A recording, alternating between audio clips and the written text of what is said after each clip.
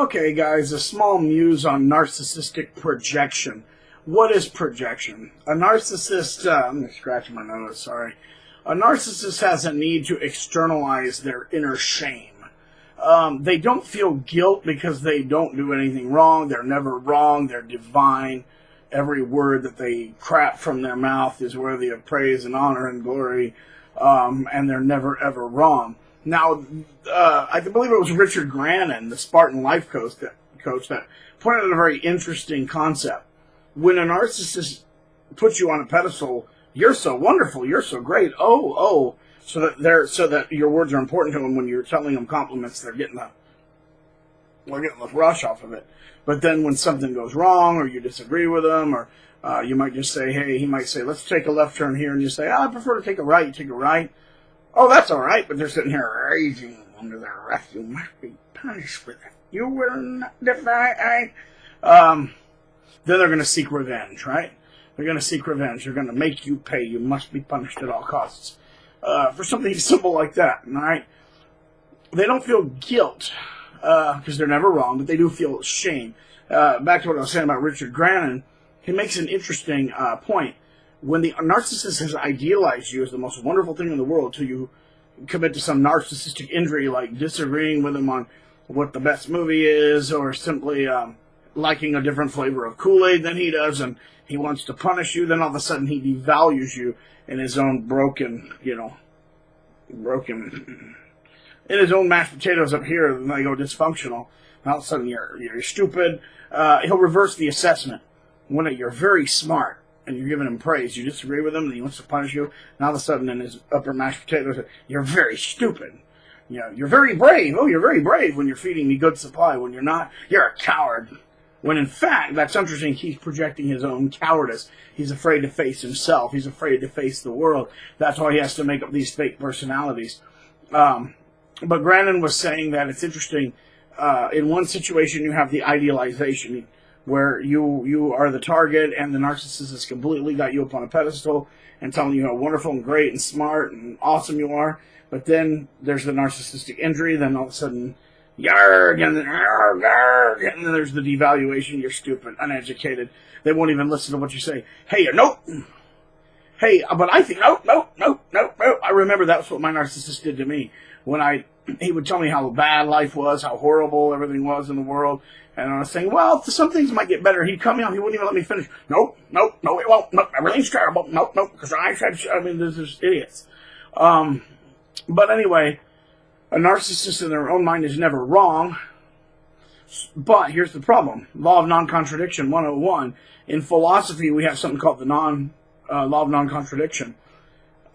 Two diametrically opposed statements cannot both be wrong, right. They can both be wrong, but they can't be both right. So if he's saying you're smart and simultaneously saying you're stupid, they can't both be right. Now, those aren't truth claims. They're essentially value judgments, and I don't want to get into the depth of that. But the point is, he's contradicting himself, which happens a lot with a narcissist. They will say one thing, and then within seemingly 10 seconds, they'll say something weird that contradicts what they said before. And my narc, I caught him doing that a few times, where he'd say, oh, I value children. Then he'd go, 2 minutes later, he'd be like, humans have no value at all, science and particles.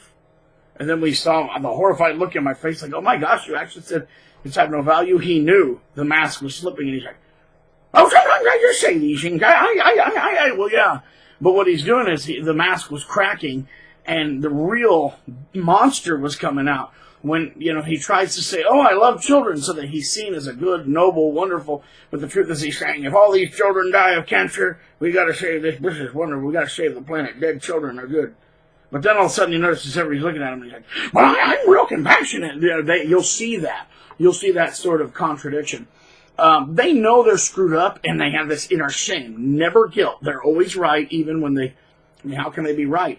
How can they be right when they both call you smart and stupid, and the two contradict each other, which is a logical impossibility? They have to be wrong on one of those accounts, but yet they're never wrong. And that was Grannon's point. Very interesting.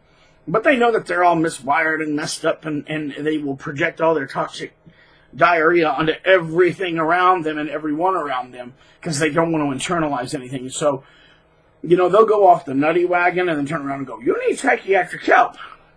And then they'll they make up these fake personalities, but then they'll call one of your best friends and go, he is a charlatan. You shouldn't hang around with a charlatan. And they always overuse that word, charlatan, charlatan, charlatan, charlatan, charlatan, charlatan. It's Russian for fake, I believe. Don't quote me on that. We'll look it up.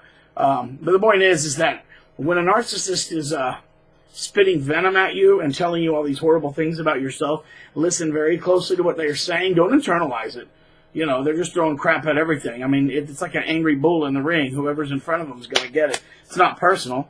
Just get out of the ring and they'll go back. Don't internalize that. But listen, I believe it was Ross Rosenberg that says, observe, don't absorb. Step back and listen to what they're saying, because when they're projecting, you know, they're usually talking about themselves. If they call you a liar, or if they call you very dishonest, it's usually because they're the liar, and they're always the liar. They say, you need psychiatric help. It's because they're the ones that are nuts. They're the ones that have screwed up all their relationships, screwed up all their jobs, dropped out of school 7,000 times, racked up huge amounts of debt, completely pissed their life down the trash. But it's your fault, of course. Everything's your fault. So they're going to project, crap, punish, mean. But it's usually an assessment of what's wrong with them. So if I'm dishonest and I'm stealing money, I'll call you a thief. If I'm cheating on my wife, I'll call you an adulterer. If I'm a compulsive liar, I'll call you very dishonest. You shouldn't be dishonest like that.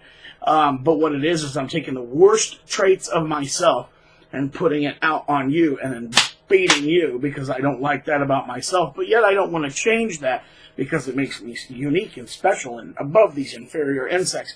So the more that a narcissist accuses you of something, observe, don't absorb, Ross Rosenberg.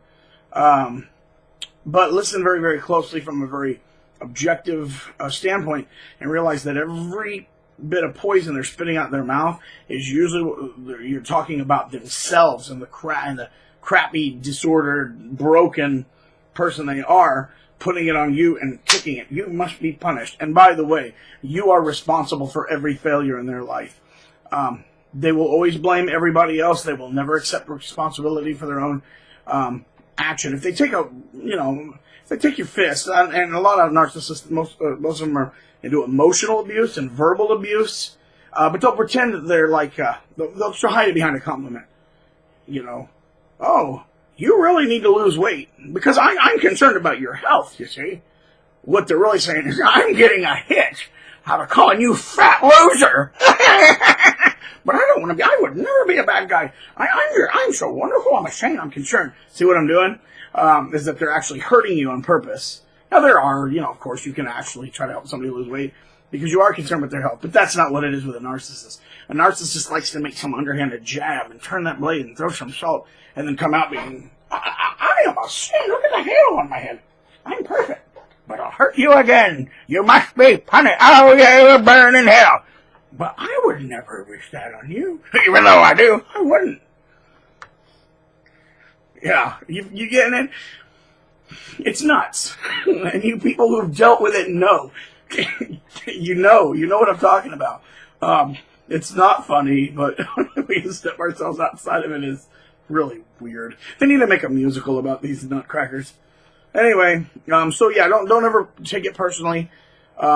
Step outside of it, listen to what they're saying. The worst things they call you is that they're just writing a detail of their own list about what they are. And that is called narcissistic projection. Oh boy. Later, guys.